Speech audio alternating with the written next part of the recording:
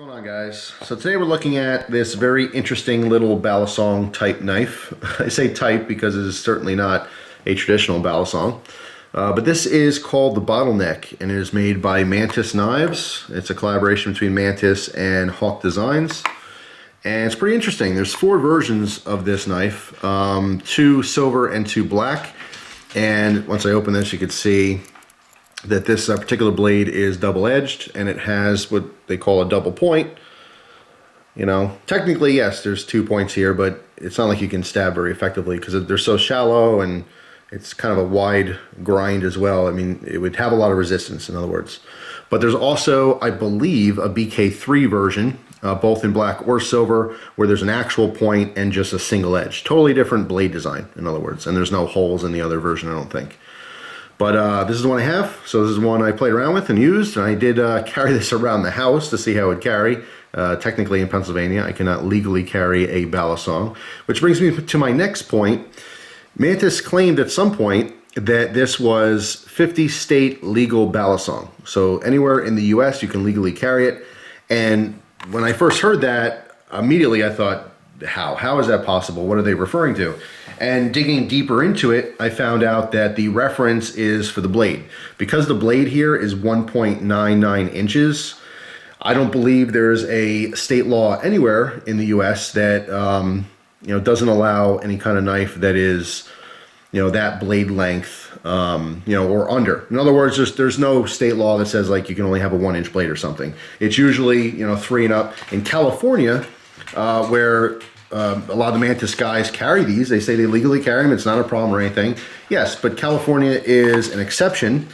Ironically, even though they have extremely strict gun regulations, you can carry both Balisongs as well as automatic knives in California. However, the caveat to that is they have to have a blade of under 2 inches.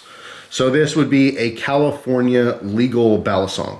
However, the fact that it is a Balisong, especially because it locks, I don't think that you would get away with having this legally most other places for 2 reasons. Number one, being a Balisong. Just the design itself would probably be considered illegal to carry. Remember, owning and carrying are 2 different things. There's a lot of places where you can own stuff like this, but you're not allowed to carry it. Pennsylvania is one of those places. I can literally own anything that I want as far as knives are concerned, any knife design under the sun. However, I can't carry certain knives. So it's very important for you to know your local laws as well as federal laws and stuff like that. But yeah, besides being a Balisong, which is a huge no-no for a lot of states, it's also, in this particular case, double-edged. So if like Balisongs are cool where you live, but double edges are not, maybe you want to look at the BK3, or again, if you're out in California, this specific model, the BK2A, wouldn't be a problem as far as legalities. But it's a huge claim to say that it is a 50 state legal Balisong. That would be incorrect. And what's interesting to note is that I went back to Mantis website, and although they still advertise these knives, they don't say anywhere on the page does it refer to anything being legal or not, as well as on the box itself. And I'm sure they have this disclaimer on all their boxes. Oh no, that's about how you can pause and read there if you want. That's how awesome their knives are. That's what that says, essentially. The other side says, laws vary from state to state and country to country. Please make sure that you check your local authorities to make sure that the Mantis knife that you are using is legal in your geographic locale. Our knives are made to get you out of trouble, not into it. So they have a disclaimer right on the box. They can say as a company as a whole, yeah, it's legal, but the box still says, check your laws, and it's a good thing to do regardless. It's just kind of a strange claim because it's so clearly not true. But again, it was referring to the blade length, which again would still not be true in a lot of cases, considering the design of the knife. So with that out of the way, it's just what's fascinating to me is that a lot of times, like knife dealers, they'll copy information from the manufacturer's website. Sometimes that's how they get their specs. They get the specifications on the knife directly from manufacturer, but sometimes they'll also like quote, the description that the manufacturer's site will say. Sometimes word for word, sometimes they, mix it up a little bit or whatever, but that's how they get a lot of the information is literally directly from the company, which would make sense, right? But even though Mantis doesn't have it on their website anymore, or maybe they did at some point, maybe they never did, who knows? it's still interesting to find out that a lot of the dealers that still sell these, they have that little line in there that says that it's a 50, state legal balisong, which could be confusing to some people. Just make sure that wherever you happen to live, that you do fully know, your rights and your laws. You don't want to be breaking any laws, especially a silly one as to what type of knife you can carry. All right, so now that's all out of the way, let's talk about the knife itself. So we do have a Balisong design. It does have a bottle opener on it, okay, which is very effective. This does lock both in the closed as well as the open position. All right, it is harder to lock this in the open position. Okay, and then once it's locked, it's hard to get a really good grip on it because I want to put it in my hand to get like a real good pinch grip, but I can't because obviously it's a blade. I don't want to squeeze down on the blade.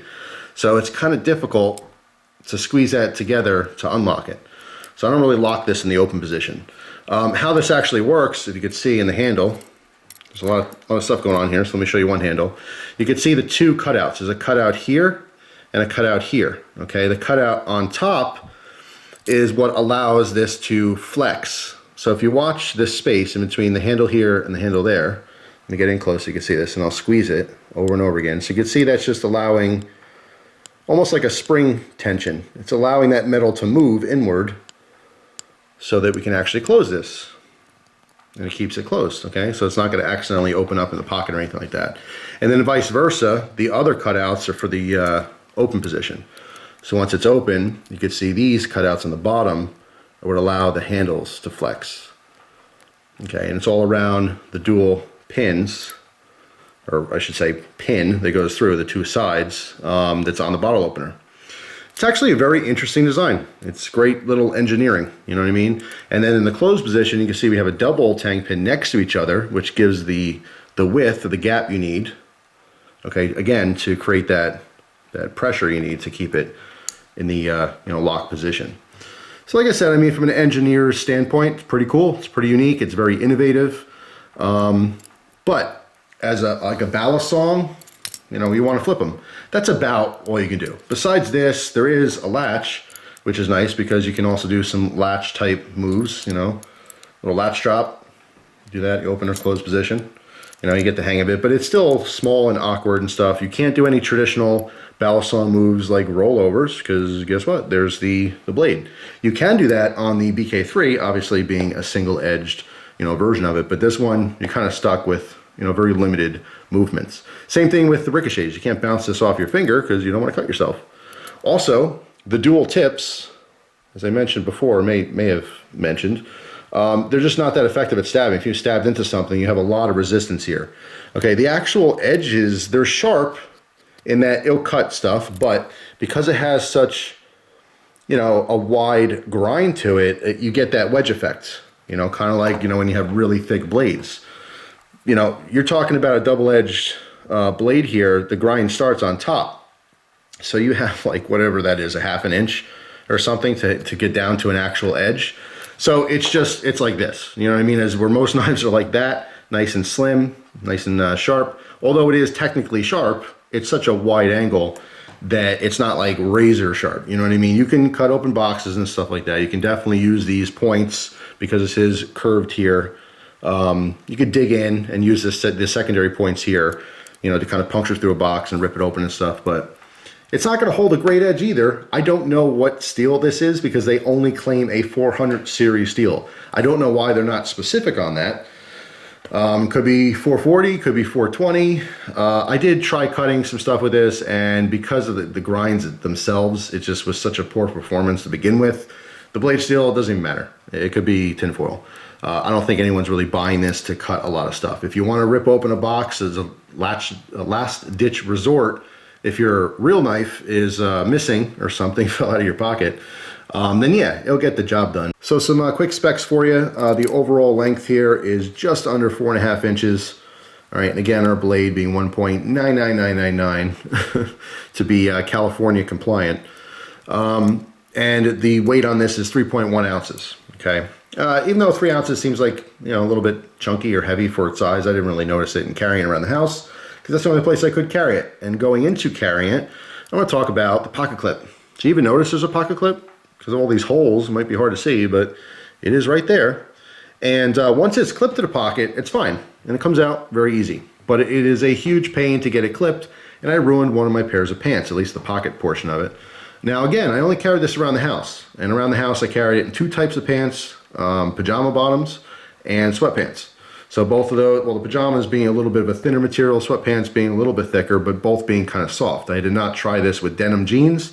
I don't think this problem would be much of a problem with denim or a thicker material or a stiffer material. If you have like some tactical pants or even a stiffer cargo pants, you know, it probably wouldn't be an issue.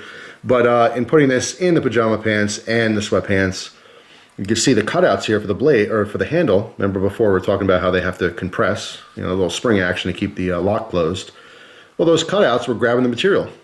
So the pants material would go up here and it would just get caught there every time. And at some point, I forced it because it was frustrating me. I couldn't get it to ride over that little, you know, cutout and onto the handle up here. And I forced it and I tore the pocket a little bit, which stinks. But yeah, so in putting this in, you know, different types of pant material, I would suggest kind of holding like this. I've done this with really, really stiff clips before where you can't kind of override it. So you use your fingernail, and especially if you have, you know, short fingernails, it hurts because it digs underneath your finger. But you want to kind of lift it and, you know, lift that up as you guide it down, okay, to ride over that little slit. But yeah, it is what it is. I don't think a lot of people are going to be carrying this thing around. Cost, 20 to 30 bucks. Just depends on where you're getting them. As cheap as 20, as high as 30. I don't really see them any cheaper or any more expensive than that. All right, so the big question. Who's buying this and why? Why would you buy this thing? It's not a good balisong. It's very limited in the moves you can do as well as its size. And it's also not a good user knife. So if you're not buying it to flip and you're not buying it to cut things, what are you buying it for? Well, I would say this appeals to two people, and I'm both those people. That's why I have this, because I like it. First of all, the bottle opener thing is a total separate issue. This is going to go into my bottle opening collection. That's why I have the thing. But let's say that's not even there. Number one, it being unique. It is extremely unique, okay? It's for those people out there that like different knife designs, you know, different opening mechanisms, different locking mechanisms. You have to appreciate the engineering in this. You know, whether you like it or not, it's pretty interesting. You know, it's smart technology, really. Something as simple as the cutouts to use for the spring tension, you know what I mean? I like it. I like it in that sense. So I like weird knives, so ding, it works for me. Number two, I like balisongs. If you're a balisong collector and you like a variety of balisongs, this has to be in your collection. Absolutely. Besides those two things, if you don't like unique knives and you don't like balisongs, yeah, no, I don't see any reason why you'd ever like something like this. But if you are one of those two people, that's why I'm making this video, to show you so you know it exists. And if you do happen to get one, you know, let me know your thoughts down below. If you have one of these things, let me know your thoughts as well. For $20, $25, which is the average price for these, it's a cool little collectible. I do think that years and years from now, people will remember this. It's weird enough to be remembered, and it'd be a cool little addition, like I said, to a balisong collection or a unique knife collection. You know, someone who collects just kind of weird knives, because that's what this is. This is definitely a weird knife. So there you go, guys. My thoughts and opinions on this Mantis Bottleneck. It's different, you know, different strokes for different folks. I would say the majority of people out there probably wouldn't like it. You know, some oddball people like myself, you know, might like it. That's why I want to do a video on it, talk about it a little bit here. But yeah, it's unique. I think unique's cool. So there you go. Thanks for watching. Hope you guys have a wonderful day, and I'll see you soon. Take care.